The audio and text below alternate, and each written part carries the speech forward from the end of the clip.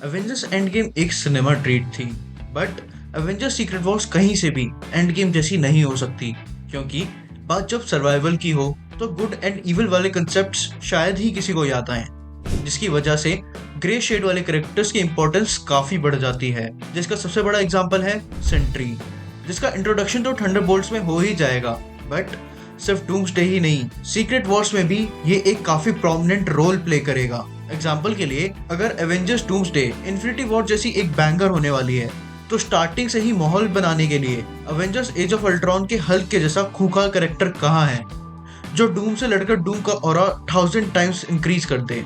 और अगर डूम्सडे के बाद secret Wars next Avengers movie है, तो कहाँ है कबाल, जो अपनी अर्थ को बचाने के लिए ऐसे कठोर कदम उठाए जो केवल सोच कर ही एवेंजर्स की रूह कांप जाए। या फिर चलो इसे अच्छे से कवर करते हैं, वाई डार्क एवेंजर्स और कबाल।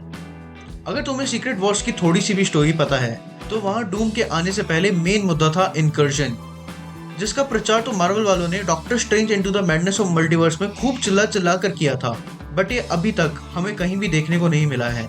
बट कॉमिक्स में इसका सिर्फ एक ही इलाज था, जब दो अर्थ टकराने वाली हो तो उससे पहले ही अगर कोई एक अर्थ डिस्ट्रॉय हो जाए तो एटलीस्ट एक अर्थ बचेगी।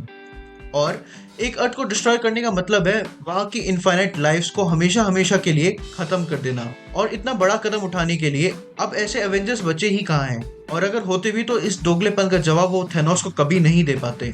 नीड ऑफ सेंट्री, इसीलिए ग्रे कैरेक्टर्स इतने ज्यादा इंपॉर्टेंट हो जाते हैं, जिसमें सबसे पहला है सेंट्री, और डेडपूल को भी तुम इसी लिस्ट में रख सकते हो।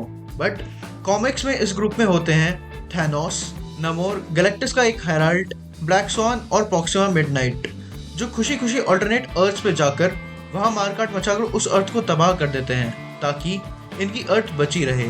और हमारे एग्जिस्टिंग मार्वल में ये काम सेंट्री अपने वॉइड पर्सोना के साथ अकेले ही कर सकता है। वैसे तो इसके पास 1 मिलियन एक्सप्लोडिंग सन्स की पावर है, बट हल्क जैसे ही वॉइड नाम की एक ऑल्टरनेट पर्सनैलिटी के चलते इसने कॉमिक्स में पूरे एसगार्ड को ही तबाह कर दिया था, और थॉर को तो पता नहीं कितनी बार हरा चुका है। रोल ऑफ थंडरबोल्ट्स, ये चीज समझने के लिए चलो तुम्हें एक कहानी सुनाता हूँ। तुम्हें बस ये गेस करना होगा कि ये कहानी किस मार्वल कैरेक्टर की है। एक इंसान जिसे कैप्टन अमेरिका जैसे एक्सटेंसिव एक्सपेरिमेंट्स के चलते काफी ज्यादा पावर्स मिली हो, और सिर्फ पावर्स ही नहीं, एक ऑल्टर ईगो जो इसे पावरफुल होने के साथ साथ हाईली अनस्टेबल भी बनाती है। बट गवर्नमेंट इसे कंट्रोल करने के लिए एक फीमेल स्पाई को इंट्रोड्यूस करती है, जो इसे ऐसे शांत कर देती है जैसे पानी आग को। अगर तुम्हारा आंसर है हल्क, तो तुम उतने ही गलत हो जितना डेयरडेविल था किंगपिन को लेकर। ये कहानी है रॉबर्ट रेनॉल्ड्स की, जो सेंट्री सीरम लेकर बनता है सेंट्री, और इसके वॉइड पर्सोना को ही शांत करने का काम करेंगे थंडरबोल्ट्स, स्पेशली येलेना ब्लोवा, वो भी पुराने फैमिली और इमोशनल लॉजिक से। डॉक्टर डूम वर्सेस सेंट्री, अब ये होना उतना ही इनएविटेबल है जितना डॉक्टर स्ट्रेंज के अकॉर्डिंग एवेंजर्स का थैनोस को हराना। जैसे इन्फिनिटी वॉर में थैनोस ने आते ही हल्क को पेला था, और एंड गेम में थॉर ने थैनोस को, ठीक वैसे ही अपना ऑरा बढ़ाने के लिए डॉक्टर डूम आते ही सबसे पहले सेंट्री को पेलेगा, जो भले ही आगे जाकर कबाल का पार्ट बने, बट थॉर, आयरन मैन और कैप्टन अमेरिका जैसे बड़े कैरेक्टर के ना होने के कारण अर्थ 616 के लिए सेंट्री ही एकमात्र लास्ट लाइन ऑफ डिफेंस है डॉक्टर डूम के अगेंस्ट। इसके बाद तो निक फ्यूरी भी कुछ नहीं कर पाएगा।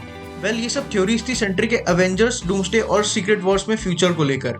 उसके अलावा अगर वीडियो पसंद आई हो तो ऐसी और वीडियोस के लिए चैनल को सब्सक्राइब करके बेल आइकन दबा देना। बाय।